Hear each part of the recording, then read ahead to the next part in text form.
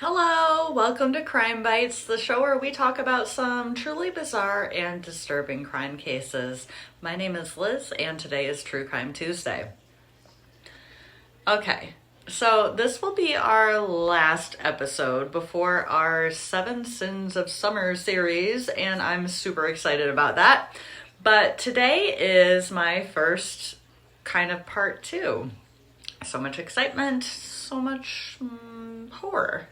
But yes, today we will tell a second tale of two mothers. And if you haven't caught my first tale, the link will be in the description. This is a completely different story, but you'll see why I'm calling it a part two. And unfortunately, while researching this one, I'm pretty sure there's going to be a part three.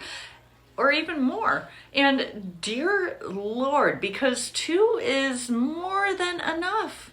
But okay, let's start by meeting Heidi and Magen. These lovely ladies met when they were at a church camp and forged a friendship that would carry them into adulthood. So, when Heidi announced that she was going to be having her second child, Magen was thrilled for her, and even more thrilled to share that she was pregnant too. Not only that, but when Heidi told Magen her due date, the girls were shocked to discover that they had the exact same due date. So they were thrilled, and they started bonding even more over this. Let's watch this quick clip this is a Lifetime movie, and I'll tell you the title a little later and you'll see why. But for now, just take a look at this clip of these girls. Oh, ready? Thank you. Hey, where are Cody and Aiden? Oh, they are at Bo's for sleepover. I love when I go there once in a while. Sometimes you just need a break, you know? I wouldn't know. You don't have kids. Yet. What do you mean yet? I'm pregnant. Oh my God! No! Not for me, I'm pregnant now! I'm sorry, I'm so happy. Really? You don't think it's weird? Weird? Why would I think it's weird? This is incredible. I don't know, I just both of us pregnant at the same time. I just thought maybe I think it was annoying or something. I don't know. No, not at all. This is amazing, Magen. Does Greg know? Are you guys back together? No, but he did say that I could stay at his place until the baby comes, so I guess we'll see. Okay. Well, okay, so you know that I love Aiden more than anything. But I was thinking I would love a girl. Like a little ballerina. Imagine, just think about it for a second, imagine if we both had girls. That would be amazing. It would be so great. Magen, I'm so happy for you. Thank you. Truly.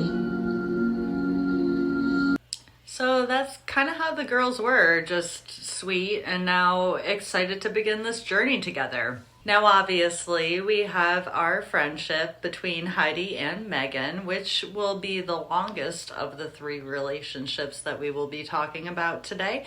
But because both ladies are pregnant, obviously, they are both in a relationship with another person as well. Let's start with Magen and Chris. Magen and Chris were a newer thing, and word was they were on again, off again. But with this pregnancy, Magen was really hoping to kind of solidify what they had together and focus on the positive. Now let's talk about Heidi and Shane. Heidi and Shane were actually welcoming their second child into the world.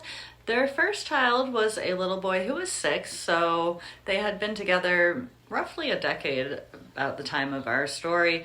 They were doing well, but they had split up briefly over the past summer and were back together trying to work things out. So they were in a similar situation with this baby. Heidi was also kind of hoping to solidify her relationship with Shane. So even though both of our ladies had the same due date, Heidi would end up giving birth to her baby first. even though she was due any day now herself, Magen would still come and visit her friend and help her with the baby. A few days later, after she had returned home, she would call Heidi and Shane to let them know that she had given birth to a little girl as well. The two women were just delighted, and they both expressed the hope that their daughters would be lifelong friends just like they were. Then, on December 12th, Shane would return from work and see Heidi's car in the driveway. So when he let himself into the apartment, he expected her to greet him, but she didn't. He dismissed the eerie feeling that was kind of creeping up on him at first, reasoning that maybe she went on a walk and she would be back soon. But she didn't come back soon, and the eerie feeling kind of crept back up on him, and he realized at this point she wouldn't be able to pick up their son from school, so he headed over there, and he was still hoping she would show up and there would be some sort of explanation, because at this point there kind of had better be, but there wasn't. His son was waiting for him there, and there was still no sign of Heidi or Margot, their daughter. So on December 12th of 2019, Shane Carey would call the police and report that his partner and newly born baby were missing. They would determine that she was last seen dropping her son off at Cohen Elementary School, and the police would confirm this with the surveillance tapes. The next day, public pleas from Shane would start to go out, begging her to come home, or more specifically, for whoever had her to let her come back. He knew that she wouldn't just leave her son. Someone had to have taken her. Enough noise was made that Shane was able to appear in Good Morning America, where he seemed puzzled by the fact that no one had heard any screams, because she had to be taken forcibly, but there was just no sign of that anywhere. 2 days later, the Texas Rangers would join the case. They announced that there was no evidence that either Heidi or her daughter were harmed, and that was true, because as of right now, there was no evidence, period. It was almost as if the two had completely vanished. The police would attempt to investigate every angle, from Heidi leaving on her own to Heidi being abducted, but they didn't seem to find what they were looking for. Of course, they focused on Shane, as in many of these cases, the spouse is the one who is involved, but there was no real evidence other than their somewhat checkered past. There were rumors that he was a bit controlling, that he would show up if she didn't answer her phone right away, and some people didn't like the way he was behaving during the investigation. But again, nothing concrete that said this is the guy, so they had to keep poking around and hope that something turned up. And the next day, something did turn up. The police would interview a woman who said that she saw Heidi and her baby getting into the car with a woman around her age. The police would show them images of different women in Heidi's life, and the woman would say she thought it could be Magen. The Texas Rangers would go to Magen's, and she would claim that she had given birth at a birthing center in the Woodlands. The officers would confirm that the baby was okay, and at the same time, another ranger would catch up to Magen's boyfriend Chris in the parking lot of Target, where he had stopped to buy baby formula. After discussing the situation with him and showing him the pictures of Heidi holding the baby that he believed was his, Chris said, "That's the baby in my house," and he told the Rangers to please go get that baby. And that's exactly what they did. When they did, Magen attempted to tell them the same story that she told Chris. She gave birth at a birthing center, but she didn't remember the name. She couldn't find the birth certificate.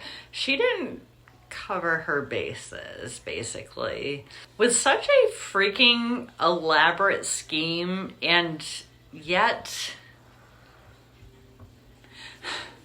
So the baby was brought in for care because she had jaundice. She was checked out and a blood test was performed that confirmed that she was, in fact, Margot Carey, Heidi's baby. So where was Heidi? We're going to pause real quick to look at this clip from that Lifetime movie, which was titled Stolen Baby, and it's going to show a scene where Magen visits Heidi in the delivery room. She's so tiny. I have to go in a minute, so I'm gonna take my turn early, okay? No, careful. Magen. I got her. Magen. I got her. Oh, she's beautiful. Yeah. She is.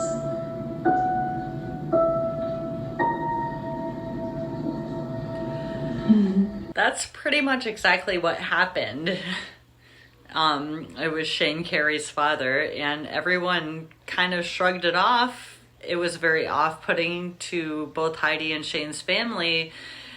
It was like she was claiming the baby, but no one really knew how evil it actually was. The Rangers would sweep Magen's property, but it wouldn't take them long to find Heidi.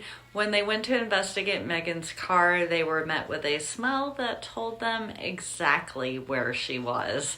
When they opened the trunk of Magen's car, they found a black duffel bag, and when they opened the duffel bag, they found Heidi.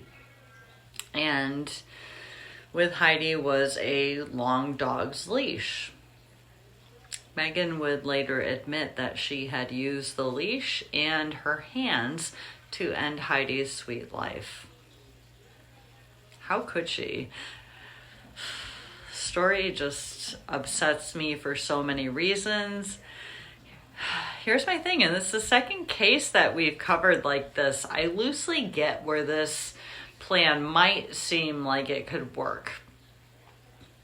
Not really. What were these women thinking? As soon as you start to think of logistics and all the problems that will arise when you kill a brand new mother and then try and steal their baby and pass it off as your own, most people, even if your morals aren't quite in check, would realize that the odds of actually getting away with something like this are extremely slim.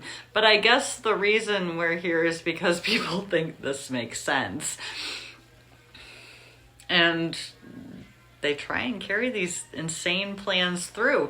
These stories just get me, though, for the amount of pre-planning, trickery, and just savagery that's involved. It's simply beyond horrific.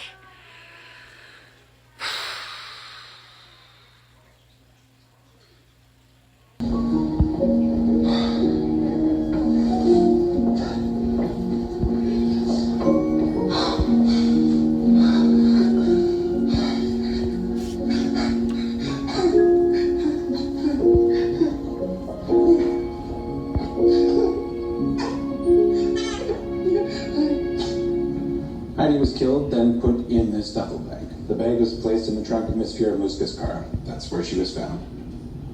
How did Heidi die? She was strangled by hand, but also with this. What is that? It's a dog's leash.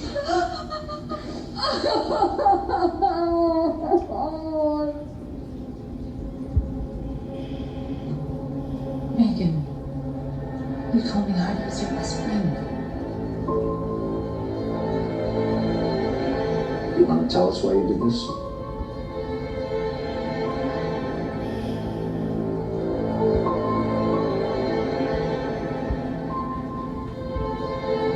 Going on later.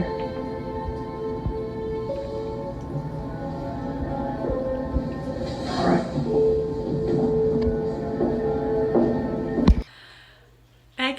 end up pleading guilty to first-degree murder in order to avoid the capital murder sentence, and she would be sentenced to 55 years in prison. Investigators would list maternal instinct as Magen's motive for killing her lifelong bestie. But what do you think? So people speculate it was a desperate attempt to have a child to keep her on-again, off-again boyfriend, but I'm not even sure. It could be a combination of the two, and I don't know if one is sicker than the other. I guess to keep the man scenario, I don't know. Either way, she made a terrible decision, and it took the life of literally the one person who was always there for her and stood up for her when other people thought her behavior was off. It's very sad. And I wish I could say that things got better for Shane Carey, but just a few years after this, while he was trying to put his life together for his children that he was left with, Shane suffered a stroke that required additional surgery and claimed about a third of his skull and left him unable to continue working. He did attempt to reach out to the public for donations. If you would like to help him out in that manner, he did share his Venmo handle. It's Shane Carey 18, which he shared with this message. Hey Heidi Elizabeth, it's been 4 years ago. You were the best mom in the world. The kids are doing so well. They're basically being you. A little of me. We miss you. I can't believe someone killed you, especially your friend. I'm sorry that I got a stroke and half a head, but I'm still alive for the kids. I'm sorry I have no money because I can't work. I love you so much, Heidi. I miss you. I'll see you in heaven. So again, there's his Venmo handle if hearing this story makes you feel inclined to help him out in that manner.